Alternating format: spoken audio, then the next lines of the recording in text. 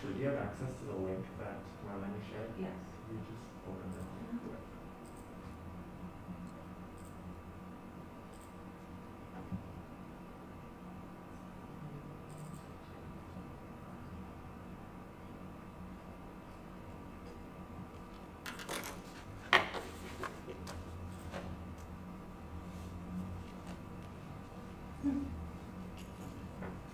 Oh, that's my webcam? Or what is what's this? That's the wrong link. Uh-oh. What's this? So that's me testing things yesterday. Oh, We This screwed is- up the links. okay. I don't have that link anymore. I do. I mean, I had it, I put it, No. Okay. it's okay, it's okay.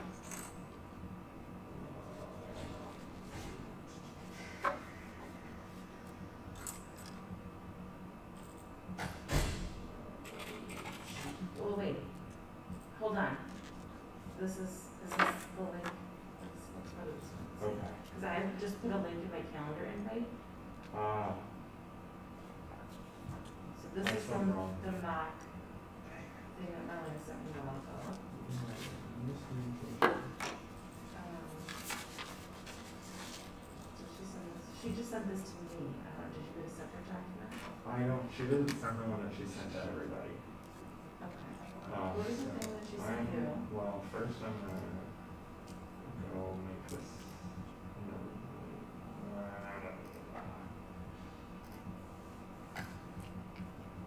We'll just send out, if we need to send out a new link, we'll just do it.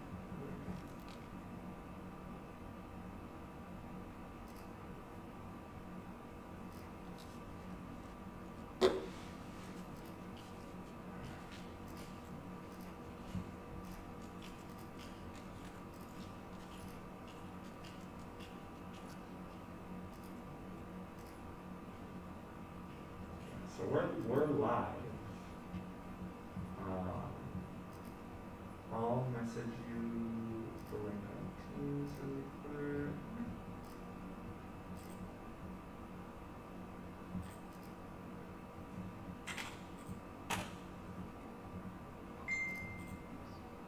So I should put this. Okay, so I should send this link out until folks access it via this. Yeah. Okay, The other one won't work. no problem. I'll do this. And then do you want the link for the second one? Yes, please.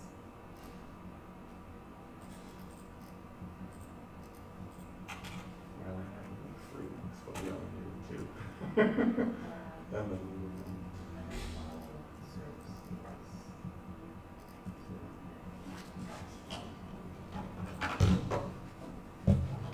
Hi. So Something else we, has come, yeah, something. we messed up the links a little bit. How? Um, we need to send out new links. Oh, okay. So how can I help you do this? What would you like me to do? Can you send out the new links to all UHS, not students, and then can you send it to Jenny Bernhardt to send, oh, there's the BCSA link. What happened to the link? What doesn't matter? I think I might have written down the wrong one when we were figuring out which one was which. So let me pull up.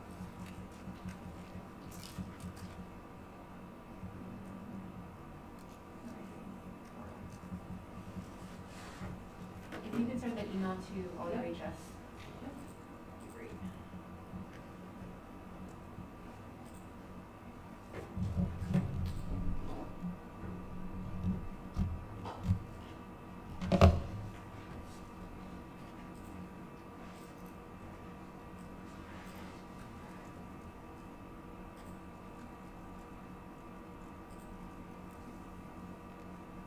Can I pull that up? And also maybe add that like exclamation point thingy. I got it, yep. Okay, thanks. Oh, I can't forward mine. And Jenny Bernhardt? Well, yeah, and ask her to send it to the BCSA list. I don't know if you would have access to it, so. I'll message her in Teams and I'll put her on his email, but I'll message her in Teams too. Okay, thanks.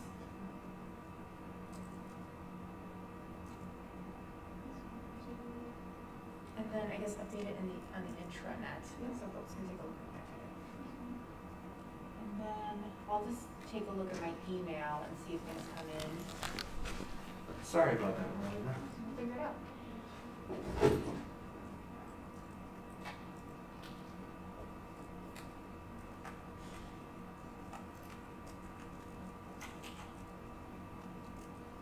We already figured it out.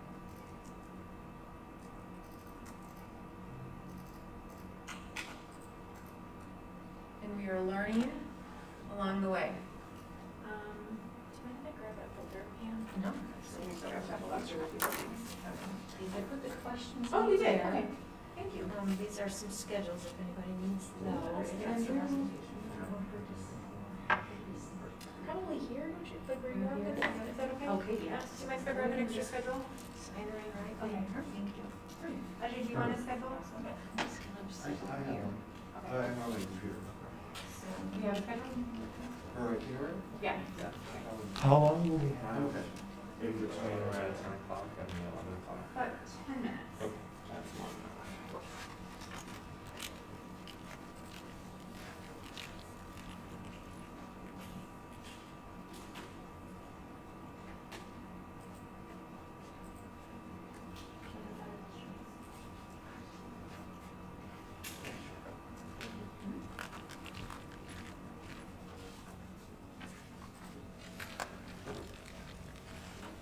Yeah, I'm just gonna email updated links.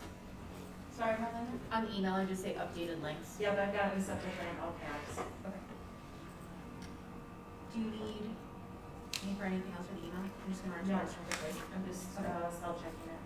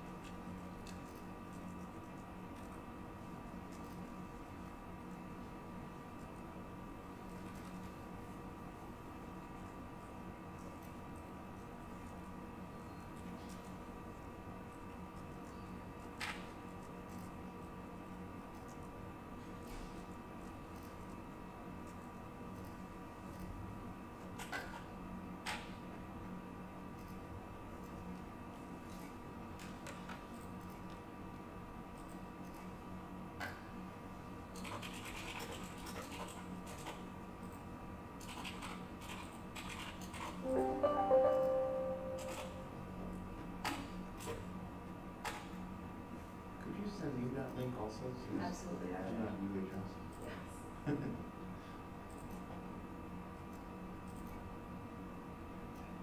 thought I had that. I didn't get it.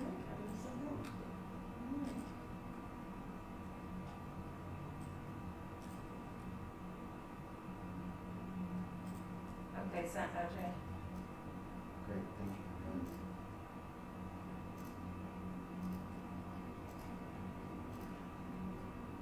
This is for YouTube. What about the Zoom? It's not Zoom, it's YouTube. Oh, we're doing YouTube. Yes. Okay. Same concept, different platform. This gives us a little bit more creative, So I can talk and it'll be picked up? yes. Try talking now and I'll let you know for sure. I'm talking right now. Let's see. This is just, it's delayed. Yeah, Okay. it's like 5 seconds. Hi, Tammy. Hi. There you go. I just heard my voice. How'd it sound? How'd it sound? Like my voice. I was able to recognize that. Kelsey, can you try talking? I mute my mic. Yes, can you hear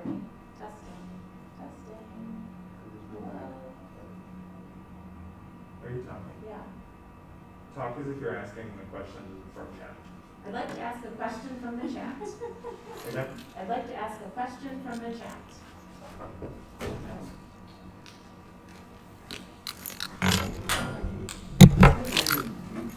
Try now.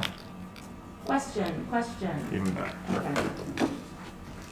Okay, so we should be good. Cameras are off though. Nothing is recording this session. I actually want to double check that really quick though. We don't want anything in here to be loud.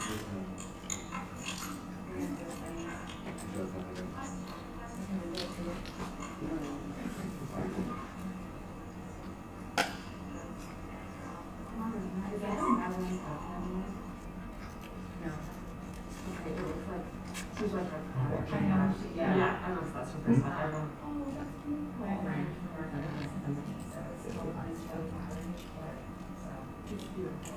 I love it.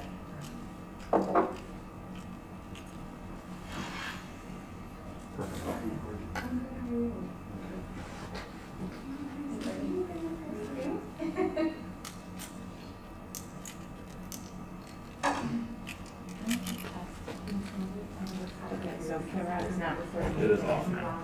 Mic is off now. Mike is about to. Okay. Oh, good. So hopefully I'll be a lot smarter by the end of the day.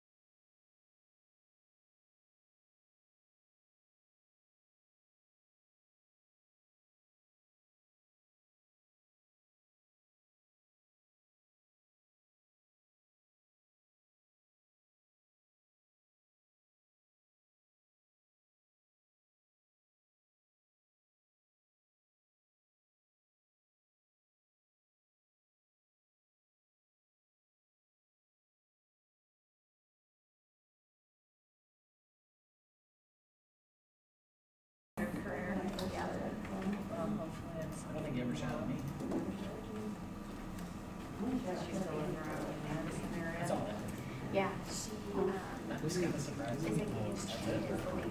Sure. They get married in October. Yes.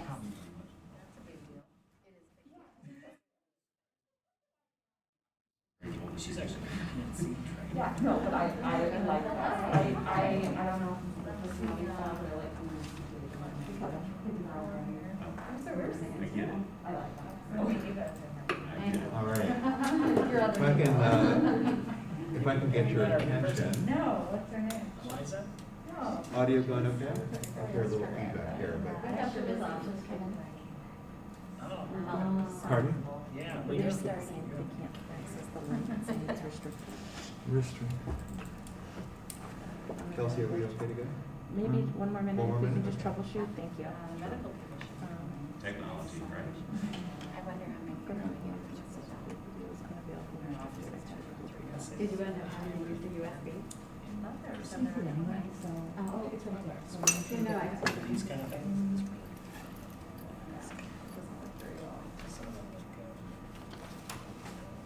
Can we just maybe open it up just for them? Yeah. It's weird on both ends. Yeah. I mean, I don't think it's gonna be. They won't. Okay. We need to reply to some, we don't do a file, just press and So okay. anyone in here talks, You should be good. and then it's So that we have the live feed going, can we turn the camera on? Oh, there's some. Oh, good. We're waiting on the medical people to come here. Yeah, there was no link or announcement of where it was. Oh. Everyone's Yeah. staying online downstairs. Because they didn't know where to go? Because it said, That's the default of where to go? it said Did they details click to the follow. old link or the new one? And we never got details. But it's the same as the other link though, right? They're online. Okay. I thought the same thing. Just tell them to try I again. will, are we ready now? I'm ready to go. We got for the inquiries. It's all set? It's a little, Okay. Okay, we're all set, Ajay. All right, thank you, Chelsea. All right, welcome everybody to our open forum for a candidate for the medical director position here at University Health Services. So obviously we have people here who are attending in person in the room. We have people who are attending virtually. And Kelsey's going to be moderating questions that have come up, and I will sort of moderate the questions that come up in the room. And I'll just sort of leave it at that. I want to remind everybody that there's an evaluation after our candidate gives her talk, and we have a Q&A. To please complete that evaluation through Qualtrics. You should have a link, and please do that by Monday. That would be very helpful. I want to introduce you to Dr. Aruna Joshua, who's a geriatrician. I'm just going to put that out there. And also has been medical director for her practice since 2014. Yeah, and also created and directs a fellowship in geriatrics that's still ongoing, of course. She's a candidate for the position here, and she was given a prompt a week ago, and I'm going to read the prompt, and that'll be the basis of her 20-minute presentation. And the prompt is, the mission of UHS is to enhance learning and student success by promoting, protecting, and restoring health and well-being. UHS also has stated positions to communicate our values.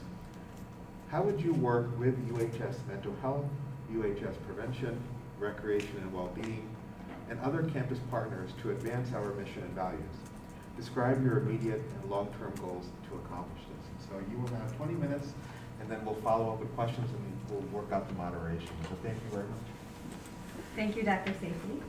Hello, everyone. I'm excited to be here today and have had so much fun meeting everybody here so far and look forward to meeting with others later in the day.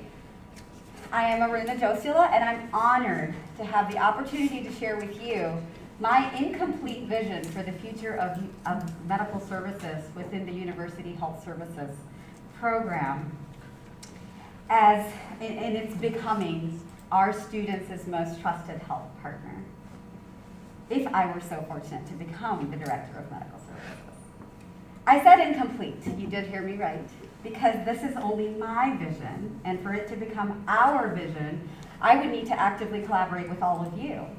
So what my immediate and long-term goals are will really be dependent on what collectively we see as our vision and what we together identify as our immediate and long-term needs.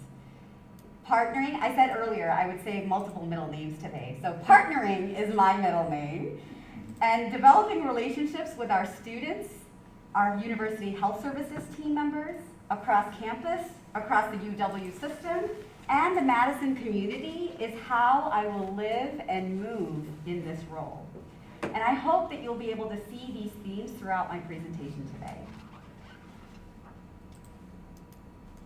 Why am I invested in promoting, protecting, and restoring our students' health and well-being? So on New Year's Day this year, UNICEF put out a press release saying that around the world, they estimated that in 2021, 150 million children were going to be born, and that their average life expectancy is projected to be 82 years. As someone who's been raising a child for the past 12 years, and as someone who's been taking care of older adults in the last decades of their lives for the past nearly 10 years, I have a unique perspective on how I view the emerging adult age group. When I've been caring for my older adult patients, I see the life choices, lack of support, and lack of investment in their own health that has led them to where they are when they see me. I work with my team to the best of our abilities to identify our patients' goals and help tailor their care to meet their goals. But I also think to myself, if there was a way as a team we could go back in time to have supported these patients in their teens and in their 20s, perhaps their outcomes today would be very different. With this opportunity to serve our students, I feel like I get to do time travel and go back in time to do that. I see the emerging adult population at a momentous and pivotal point in their life for many reasons. But of most interest to me in that is that the decisions they make about their investing in their health, wellness, and resilience is going to have reverberating consequences throughout the rest of their lives. It will impact how successfully or not they will age and how long they can live a life, which may be 82 years or beyond, that is disability-free. And as a mother who hopefully has the privilege of being able to support her son through higher education, I would love for him to begin the journey of transitioning to adult health care with his university's health services becoming his first and most trusted health partner as an adult, and continuing the work that we as his parents have invested in him. So grounding ourselves in our mission, what a great all-encompassing mission statement that drives us to do better for our students. In the bullet points, I tried to crystallize what I saw as the values from what I saw in UHS's position statements. And I saw that UW is blessed with many centers, departments, and offices around the campus that are invested in the work of diversity, equity, and inclusion. And I'll be constantly thinking about how medical services can partner across these campus services to improve the care we provide to our students. I also strongly feel that on an individual level, having non-judgmental, open conversations about how inequity and bias are playing a part in everything we do is fundamental. This is work that will require us to be vulnerable, and I will lead by example. I'm a brown, cisgender woman who is straight and neurotypical. I have a visual disability that doesn't really impair a whole lot in my life. My parents are documented immigrants to this country who completed tertiary education in their home country and here. None of us have had the experience of having a member of immediate family in the military services.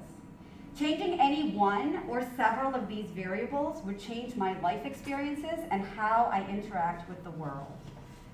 And for us to grow as an effective team that supports the unique needs of each individual student at UW, we need to hear from those around us and our students about their life experiences and how that informs their health. Every meeting agenda and every care plan that is developed needs to include bias and inequity as a topic to be addressed so that we can open our eyes to things that we may not realize we were even missing. The work of promoting diversity, equity, and inclusion has to be a lived process that we go about doing intentionally to meet the needs of our students. What are the needs of our students? I actually have no idea right now, because I haven't talked to all the students yet. But here's a snapshot from the American College Health Association's National College Health Assessment results from the spring of this year. It shows what acute and chronic medical conditions over 90,000 students surveyed felt negatively impacted their academic performance. I want to point out something important. Students who identified as transgender or gender non-conforming across the board experienced higher rates of these acute and chronic medical conditions when compared to those students who identified as cisgender. Why is that? And what does that tell us about the varying needs and supports required for our students? Do the findings of this national survey jive with the needs of UW-Madison students and what our UHS staff thinks? Perhaps we need to do our own campus health needs assessment, or it has already been done, and I would love to know what our students, what the departments of UHS, as well as our campus partners and student organizations think. The big ticket items seem to be, on the acute side, colds and other respiratory viruses. On the chronic side, stress, anxiety, depression, sleeping difficulties, headaches, and migraines. No big deal. We're clinicians, we can handle those, right? It's not so simple. Because health is impacted by things that are beyond the realm of medical experts alone. Health and well-being are impacted by social influencers of health, which are the conditions in which people are born, grow, live, love, work, and age.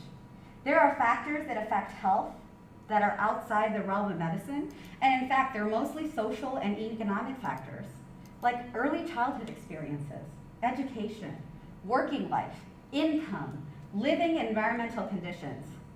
Oh my goodness.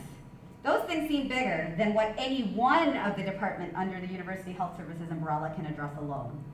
So how do we approach helping our students? By being person-centered. I'm sure folks have heard of the term patient-centered care in medicine, and it will come up later in this presentation as well. But even in medicine, there has been a move toward using this term person-centered care rather than patient-centered to encompass the entirety of a person's needs and preferences beyond just the medical or clinical. Person-centered care means that individuals' values and preferences are elicited, and once expressed, it guides all aspects of their health care. And I have listed up here elements that I adapted from a geriatric model of care, but doesn't that make sense for everybody's care, including our students? Here's another aspect to consider. Healthcare transition is the process of moving from a child to an adult model of healthcare, with or without transfer to a new clinician. Studies have shown that that transition from pediatric care to adult care doesn't go smoothly, whether a person has a childhood illness or disability that they have dealt with or not. According to the 2016 National Survey of Children's Health, the vast majority of U.S. youth are not receiving transition preparation. More than 80% of youth between the ages of 12 to 17, with or without special health care needs, did not receive the time and education needed to transition to adult health care.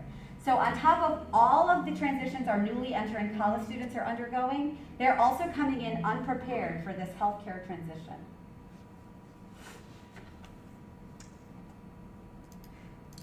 So GOT Transition is a program of the National Alliance to Advance Adolescent Health. It was developed to assist with that transition through the use of evidence-driven strategies for clinicians and other healthcare professionals, public health programs, youth and young adults, parents and caregivers.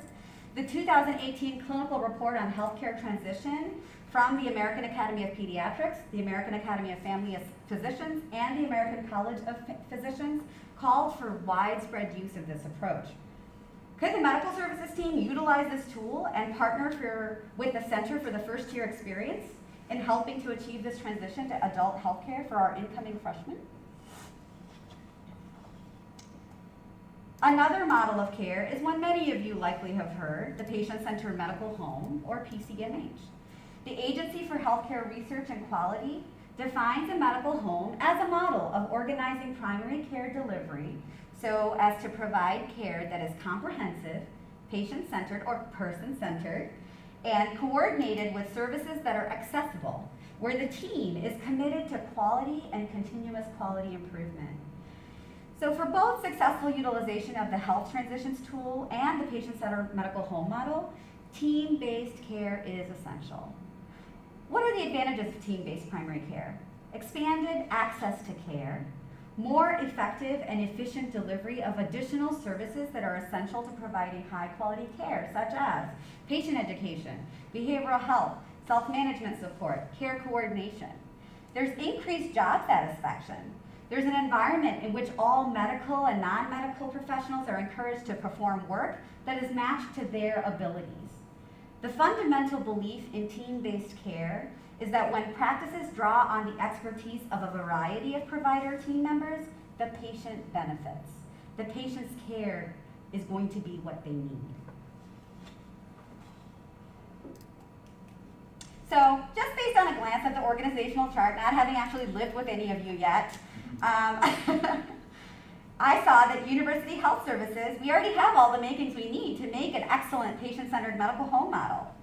There isn't a lot of published evidence on implementing the PCMH model in the college health system, but there are schools that have done it, UC Davis, Cornell. We could reach out to them to see what their experiences have been. But if there isn't any evidence, it's okay, we'll make it together. The PCMH model of care is a good step in improving the health of our students, but that alone will not be enough to sustain it.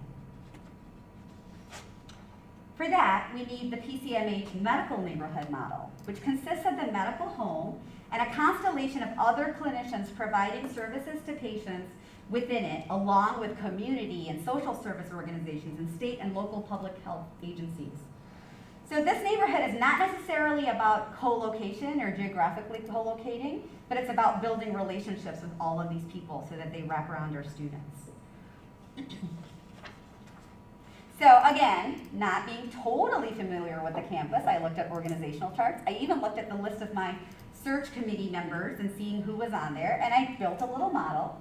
And again, we're rich. UW-Madison is rich with all the resources we need to wrap around our students and each other. I even threw some, just based on my experience with working in the older adult health, I threw in other entities like law enforcement and justice system to partner, as partners. There are partners, not our adversaries. There are partners in supporting our students' health. I would love to hear from you all. Who else needs to be included in this neighborhood? So the goal of PCMH in medical neighborhood is to achieve what we in the healthcare world call the triple aim, which is improved patient experience, lower costs, and better health outcomes for a specific population. But interestingly, as this model of care was being implemented, studies showed that it actually worsened provider wellness. And so this led to the call to develop the quadruple aim, which adds improved provider or clinician wellness. So how can provider experience be improved? We should be able to spend adequate time with our patients. We should be able to use a team to a deep enough level that the care is truly hands-on, team-based care with regularly scheduled interdisciplinary care team conferences. We need to partner interprofessionally across campus and across this community to wrap around our students to support their health, but also to wrap around each other to improve our own health and well-being. We should be able to invest in lifelong learning because not only does it empower us to do better, but it also is in the best interest of our students to be up to date on all the things we need to do for them. We need to make the electronic health record, which I thought was so funny, it was called point and click here, work for us and our students rather than the other way around.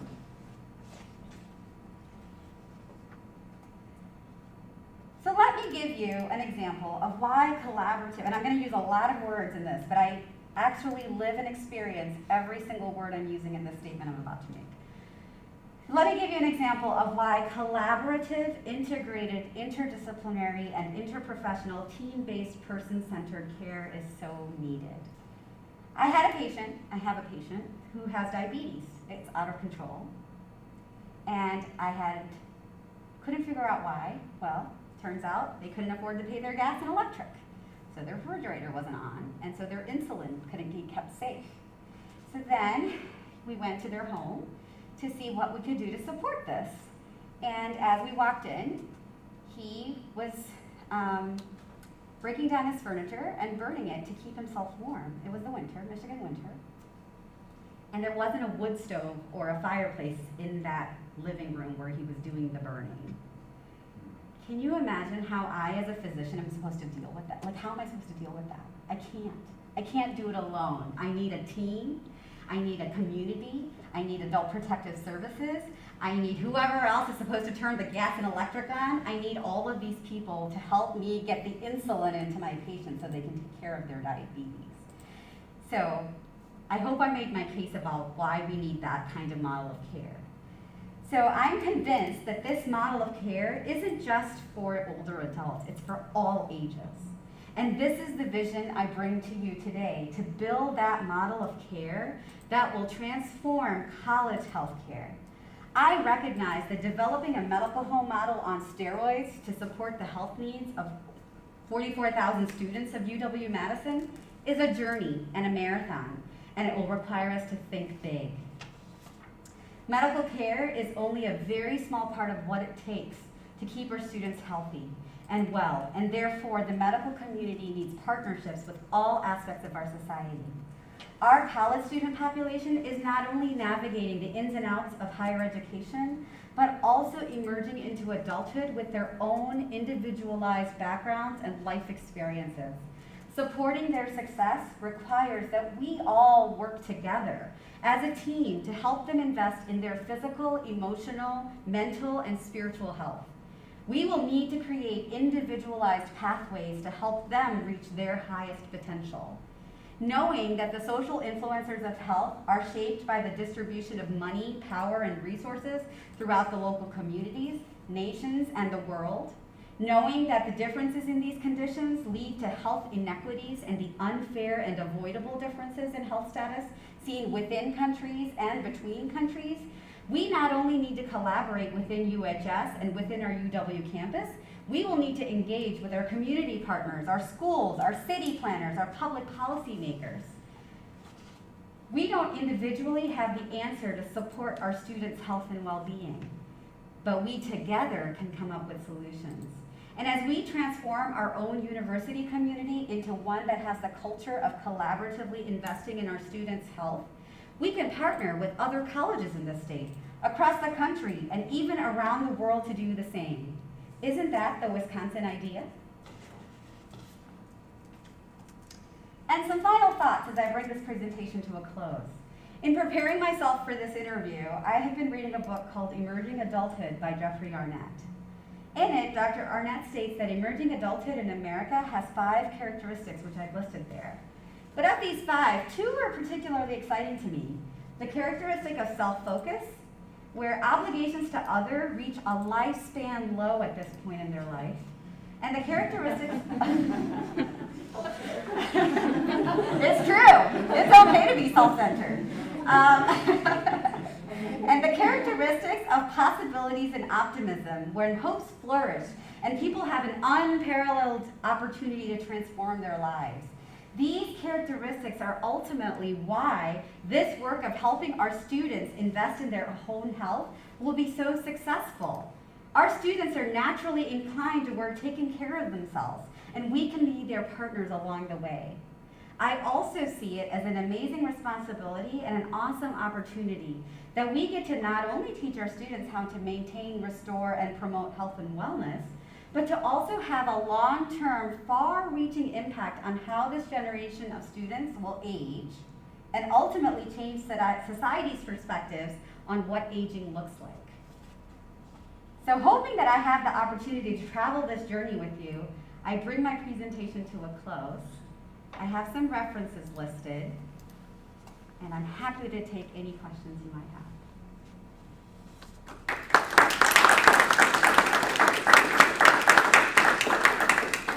Thank you so much for that perspective and sharing that with us. Let's have some questions. Are there any that are coming online yet? Not yet. Not yet. So, folks in the room. Nick Miyamoto from Student Advocacy. He, him, and him are pronouns. Thank you for your excellent presentation. I love your energy. tell me, if you would, what are your personal strategies for your own well-being? The question was, what are my personal strategies for my own well-being? Thank you for remembering. I never remember to give that instruction. It's a work in progress. I've learned that the balancing of work and life is a lifelong journey. I turn a lot to my spirit, and so my faith and my belief system, really, I turn to that in my times of need, and I use that to center myself. I also, as you can tell, you can tell I'm very social or sociable, and I love to laugh, and laughter is sort of my strategy for everything. Making fun of something in a polite way, right, not to be offensive, is how I get through whatever difficult times. That's basically, so last year, during the pandemic, my practice manager and I had to do some things that I wasn't interested in doing, but I had to do it because I was the leader, and that's okay. And we would both, we would make fun of each other, and she would ask me, how did it go? And I was like, well, I didn't die, I did fine, I didn't die. And so she got me a shirt that says, but did you die? And so humor is one of the ways, strategies that I rely on to get me back to find the positivity again. I'm naturally a positive person and an optimistic person. It doesn't take a lot to get me down, or I don't stay down. It doesn't take, sorry, let me reword that. It takes a lot for me to get down, and I don't stay there very long. But I rely on my faith, my family, my friends, and humor. Thank you. Other questions in the room or online? Not yet. None online yet?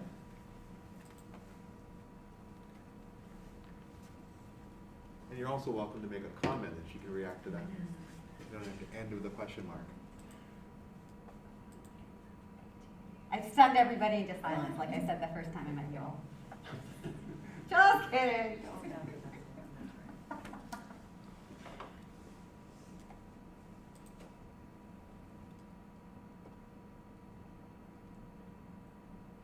I feel like all the questions that I could have asked you answered. So, so you have to deal with the awkward silence while we think. I can break the awkward silence. I struggle with awkward silences, so I'll do my best. So UHS is a huge unit, right? There's a ton of employees here, right, at all different levels. How do you, I guess, make your impact on everybody, from the people who are directly around you, but then still hear what the people who are maybe not at your immediate report to you? So the question is, how am I going to navigate a bigger organization and make sure that everybody's voices are heard and valued, from the top and at the lower levels of boots on the ground? I'm a person. I'm a people person. So I like interacting with people on an individual level, and especially in my early days, I really do want to meet everybody on an individual level. Like, certainly I will get perspectives from leadership, and I would, of course, want those perspectives, but I also need to make my own opinions and conclusions, and I need to get my own perspective. So I might ask for individual meetings as long as the people feel comfortable having that with me, or small group meetings, right? Small focus group meetings, those are great too, to engage in back and forth in discussion. So I initially will definitely want to have those one-on-one or one-on small group meetings. We were talking about this earlier, that not everybody feels comfortable giving feedback in those ways. Some people are okay with one-on-one, some people are okay with small groups, some people just don't feel comfortable.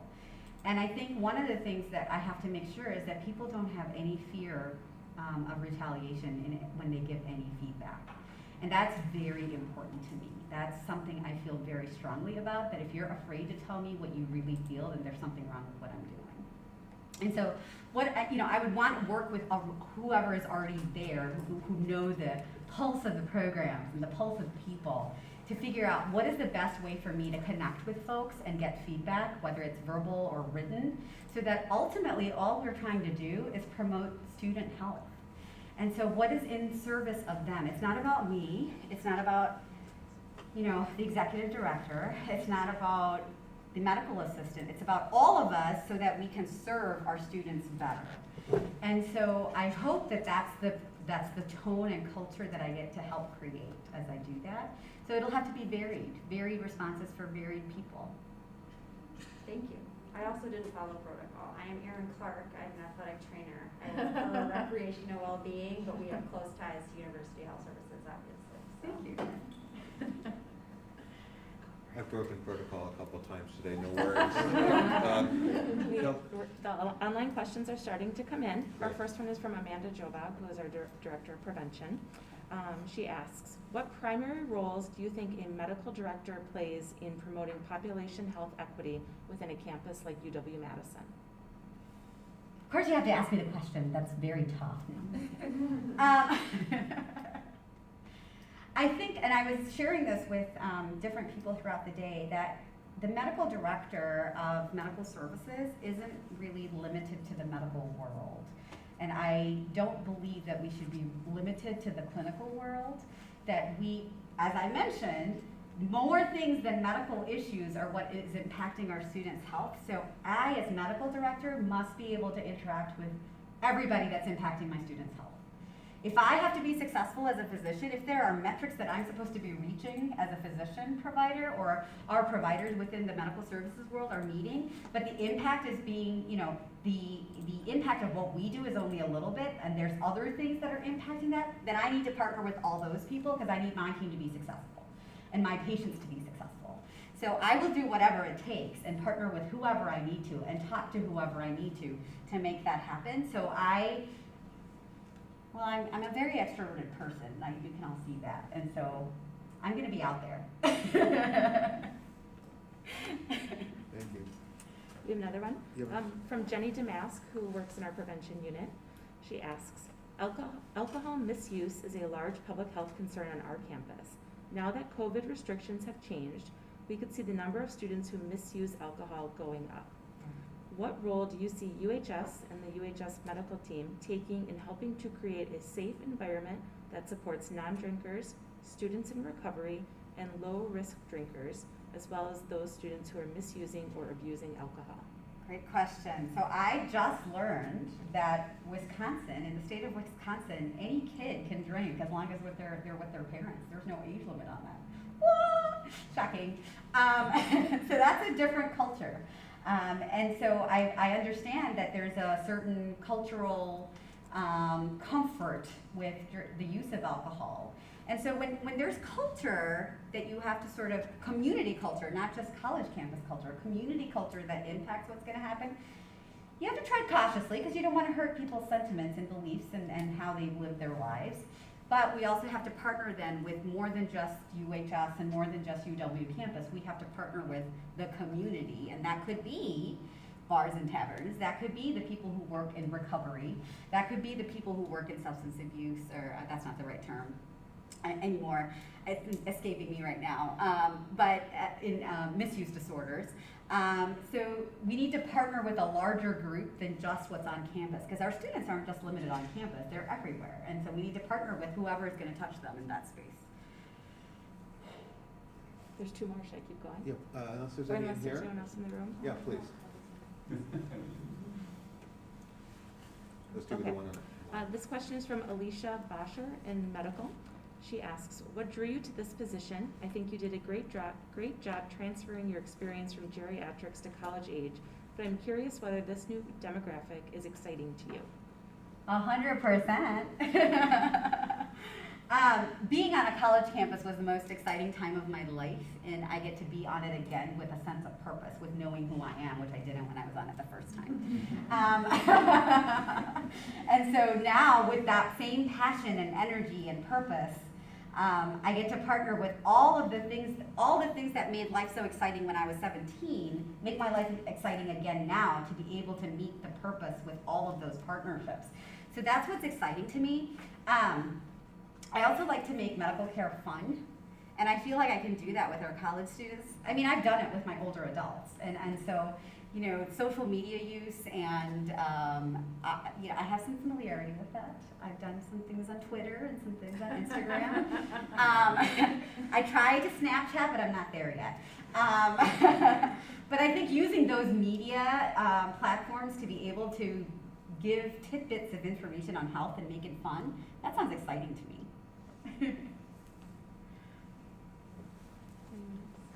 Did you have a question? Nope, it was about the alcohol culture. Okay, We have another let's do one another one. from Marta Staple, who's also part of the medical team. What was your biggest challenge as medical director in your current setting? Oh, okay. So I'm a people pleaser, or I've been a people pleaser. I say been because I'm learning. So I learned over the years that the way I give feedback to people, people don't realize that I'm giving them something constructive that they need to work on and grow from, because I'm so kind in the way I give that feedback that sometimes they miss what I'm trying to say in the tone. So, and it's hard giving difficult feedback. And and more than in my medical director role, I learned that I have to do it in my fellowship director role. And that's because I am unleashing on the public people that I've put a stamp and said that these people are trained to take care of the public. And so if I feel that they're not doing well or they're not where they're supposed to be, I need to be able to give specific, immediate feedback in a way that they will receive and move forward with it. And so I've grown. It's a work in progress. It's hard for me to be direct. That's not how I tend to be, but I'm learning. I'm learning as I grow. No new questions from online folks. People in the room. We still have, about almost 10 minutes left, 8 minutes left. No pressure to end with a question mark. You can end with a period or an exclamation mark. That's right. And we'll get Dr. Jones. Or hashtags, whatever. I have one. Please. I'm Jared. I'm also an athletic trainer, he, him. So if you took this position, you'd be coming into an organization. We've been kind of going without a clinical director for a few years. Yeah. And we've kind of, I think we've been doing pretty well. Yeah. But I guess as you were to come into this role, would you try to get the input of how we kind of feel things are running well? Absolutely. And where things need improvements? I guess is your leadership style more I'm going to come in and change a lot, or I'm going to come in and kind of change what looks like needs to be changed? So the question was, how will I approach change when coming into an organization that's been doing just fine without me? Maybe not just fine. I did tell you that I use humor a lot too. Yeah, so a big thing is understanding current state. Without understanding current state, you don't even know where to focus your efforts. So a lot of I did ask some of the leadership when I was first looking at this job, what time frame are you thinking that I need to do any sort of change in if I get this role? And there's because it's going to take a while. Because even understanding current state is going to take at least a year for me especially if I want to do it on the level that I want to do it in, right? You asked the question earlier, how are you going to communicate with folks? And I need to do it on an individual level, and apparently it's a large department. So it's going to be a lot of conversations, and so it's going to take time. So it's slow. And unless there's a patient safety issue, change doesn't have to be quick. Patient safety issue I don't play around with.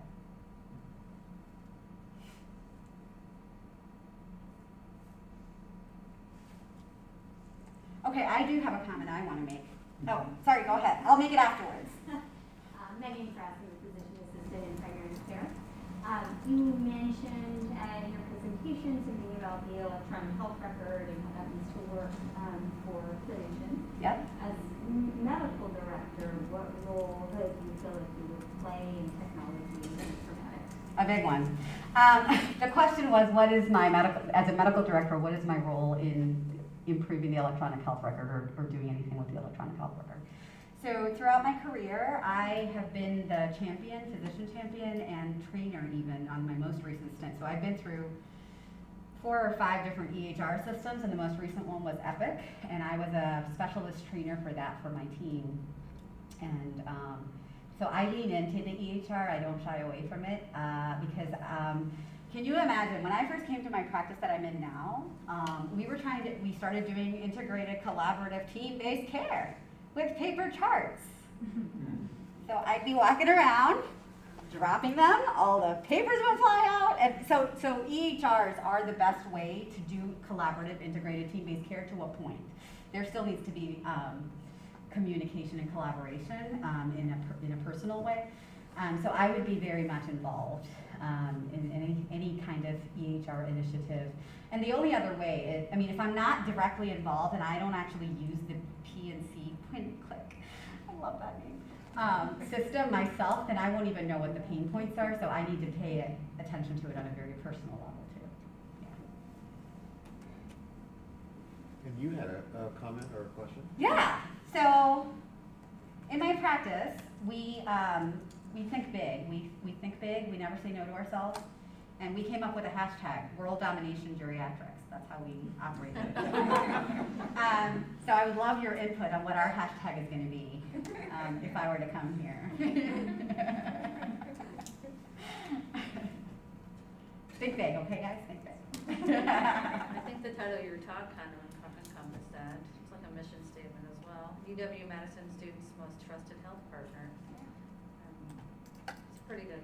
Pretty long hashtag. Maybe it could be short. Yeah, it needs to be short. It needs a vanity whatever URL or something. Yeah.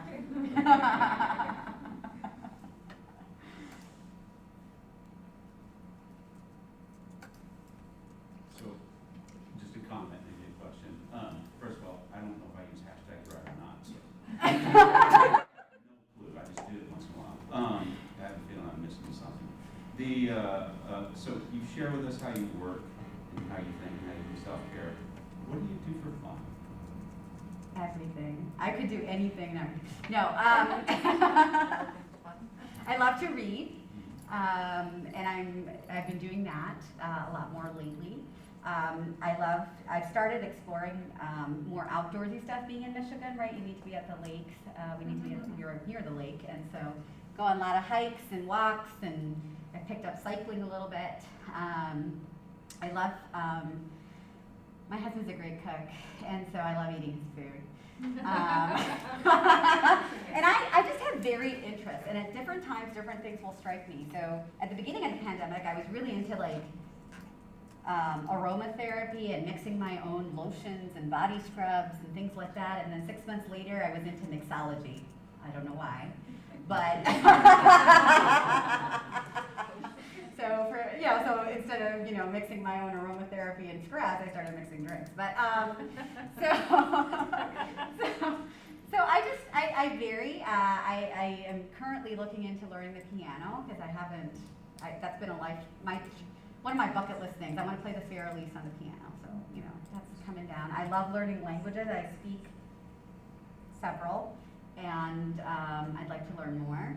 So learning is something that I just thrive on. So.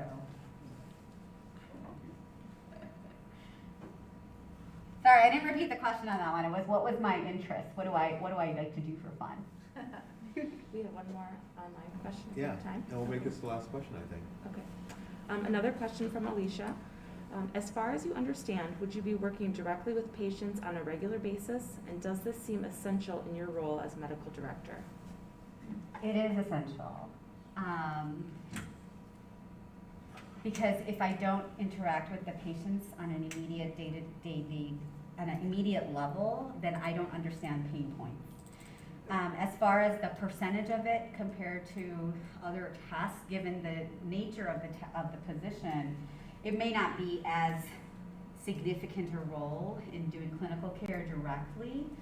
But one of the ways I practice now is if there's an initiative that people are feeling hesitant to take on. For example, in older adult care, annual wellness visits are a thing where once a year you meet with the patient and kind of go over all of their health maintenance stuff. And a lot of my providers were feeling iffy about it. They felt like it was too data driven, it was data entry kind of work. So I leaned in and I started doing it myself. And I streamlined the processes and I figured things out. And then I started teaching other people how to do it. And then I troubleshoot with them. So that's how I operate. Even if I'm not doing clinical care on a regular basis, especially if there's a new thing that we're gonna try out. I'll probably be leaning in to do the work so that I can kind of figure out the pain points. All right, I think with that, it's just about time. So Dr. Joseph, thank you very much.